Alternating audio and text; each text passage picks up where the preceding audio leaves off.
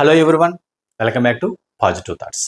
ఈరోజు ఈ వీడియోలో ఒక మంచి టాపిక్ ఈ వీడియో ద్వారా మీకు చెప్పాలనుకుంటున్నా. కాబట్టి ఈ వీడియోని చివరి వరకు స్కిప్ కాకుండా చూడండి. నా పేరు వెంకట్, విశ్వమణి వెంకట్. నేను లా ఆఫ్ అట్రాక్షన్ కోచ్, అలాగే హోపోనోపోన్ హీలర్ని.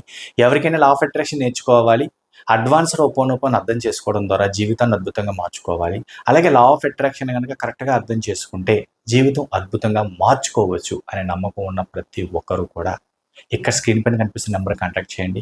నేను కండక్ట్ చేసే ఆన్లైన్ క్లాసెస్ మీకు చాలా బాగా హెల్ప్ అవుతాయి.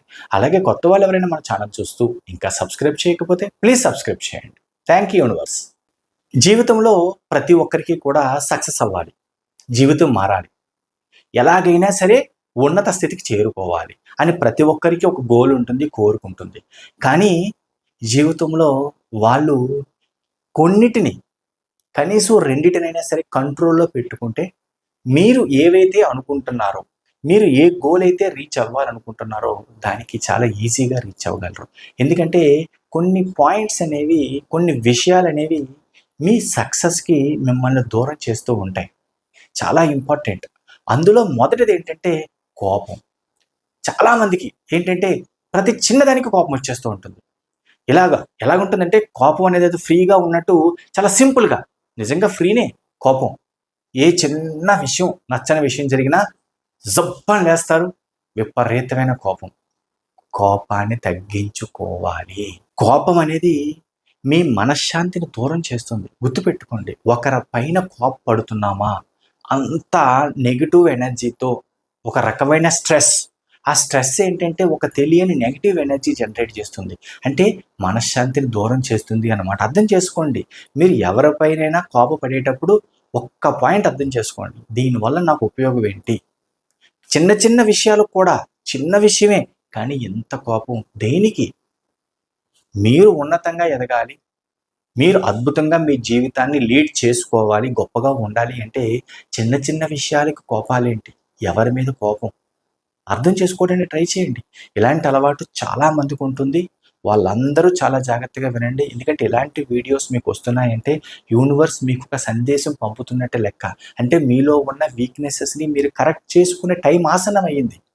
ఎదగాలి, ఉన్నతంగా ఎదగాలి, గొప్పగా ఉండాలి అంటే సరిపోదు కదా. కొన్ని మార్పులు చేయాలి మీ లైఫ్లో. ఎందుకంటే కోపం అతి దారుణం. మీ జీవితాన్ని సక్సెస్ వైపు వెళ్లకుండా ఆపేస్తుంది. అది ఇంట్లో వాళ్ళ దగ్గర అవనివ్వండి, బయట వాళ్ళ దగ్గర అవనివ్వండి. నిజం చెప్పాలి అంటే చాలామంది ఏంటంటే కోపాన్ని ఇంట్లోనే చూపిస్తారు ఎక్కువగా.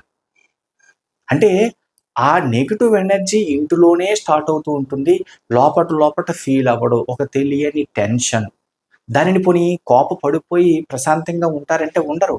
వీళ్ళ మనశ్శాంతి కోల్పోయి ఆ స్ట్రెస్తో, గుర్తుపెట్టుకోండి, ఆ స్ట్రెస్తో జరగాల్సిన పనిని సరిగ్గా చెయ్యలేక, పెట్టాల్సిన ఎఫర్ట్ సరిగ్గా పెట్టలేక అదొక రకమైన నెగిటివ్ ఎనర్జీని క్యారీ చేస్తూ ఉంటారు. అవసరమా? గుర్తుపెట్టుకోండి, కోపాన్ని కంట్రోల్ చేసుకోండి, కోపాన్ని తగ్గించుకోండి, కోపాన్ని కంట్రోల్ చేసుకోండి. ఒకే విషయం అనండి, ఒకే ఒక్క విషయం గుర్తుపెట్టుకోండి.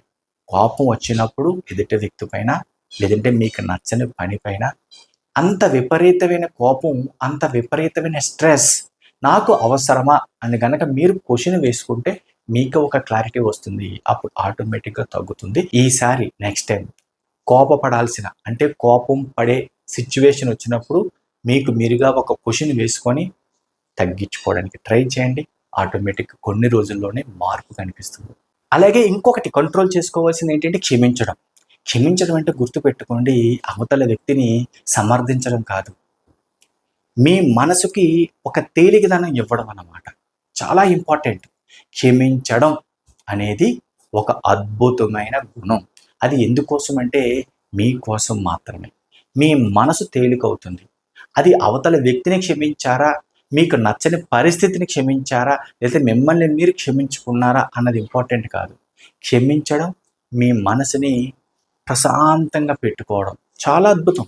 మీరు గనక ఎవరినైనా క్షమించారనుకోండి, ముందుగా విముక్తి పొందేది, ప్రశాంతత పొందేది ఏంటో తెలుసా? మీ మనసే. అవునా కాదా ఒకసారి ఆలోచించండి.